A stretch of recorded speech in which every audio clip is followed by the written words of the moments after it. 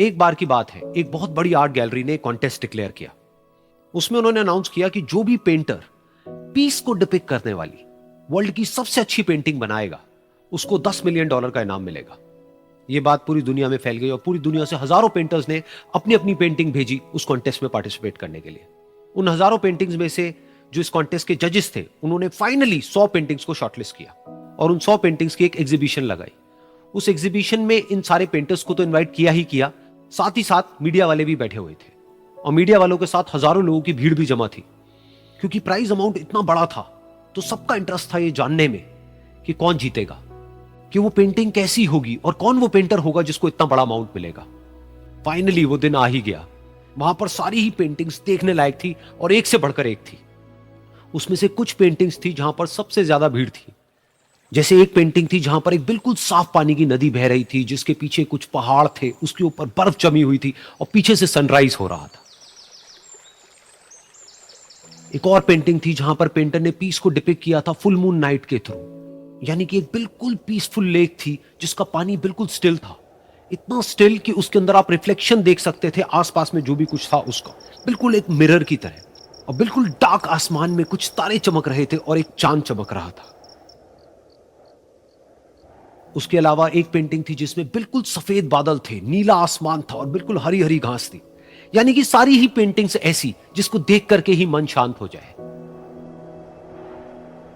तो कॉन्टेस्ट बहुत ही टफ था क्योंकि सारी पेंटिंग्स एक से बढ़कर एक थी। तो जजेस के लिए शॉर्टलिस्ट करना कि कौन सी पेंटिंग बेस्ट है, that was very very difficult. लेकिन वो मोमेंट आ ही गया जब जजेस ने अपना माइंड मेकअप कर लिया और एक पेंटिंग को इन सारी पेंटिंग्स में से सिलेक्ट कर लिया और उस पेंटिंग को एक बड़े से कर्टेन के पीछे रख दिया। सामने वो सारे पेंटर्स बैठे हुए थे, मीडिया वाले थे और हजारों लोगों की भीड़ थी। सबकी क्यूरियोसिटी बढ़ती चली जा रही थी क्योंकि अमाउंट बहुत बड़ा था। लेकिन जैसे ही वो पर्दा हटा और सामने से सबने उस पेंटिंग को देखा तो सब हैरान रह गए। सब एक दूसरे की शक्ल देखने लगे। किसी को कुछ समझ नहीं आ रहा था कि एक्चुअल में हो क्या रहा है, क्योंकि वो पेंटिंग जो वहां पर दिख रही थी वो दूर दूर तक शांति को डिपिक्ट नहीं कर रही थी। तो सबको लगा कि शायद उस आर्ट गैलरी से कोई गलती हुई है या जजेस से कोई गलती हुई है और किसी गलत पेंटिंग को वहां पे रख दिया है। तो कुछ पेंटर्स एक साथ गए, जाकर के उस आर्ट गैलरी के ओनर से मिले और जाकर के उससे पूछा कि क्या ये कोई गलती है, गलती से कहीं कोई गलत पेंटिंग तो आपने वहां पे नहीं रख दी है। तो आर्ट गैलरी वाला थोड़ा सा मुस्कुराया और बोला, नहीं, ये पेंटिंग बिल्कुल ठीक है। जजेस ने इसी पेंटिंग को सिलेक्ट किया है और यही पेंटिंग आज की विनर है।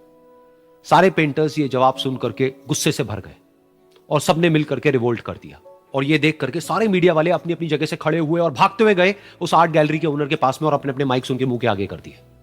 तो अगेन वो आर्ट गैलरी का जो ओनर था वो हल्का सा मुस्कुराया और उसने कहा कि मुझे कुछ बोलने से पहले एक बार इस पेंटिंग को आप लोग ध्यान से देखिए, थोड़ा पास से देखिए, शायद आपको कुछ ऐसा नजर आए जो दूर से नजर नहीं आ रहा है।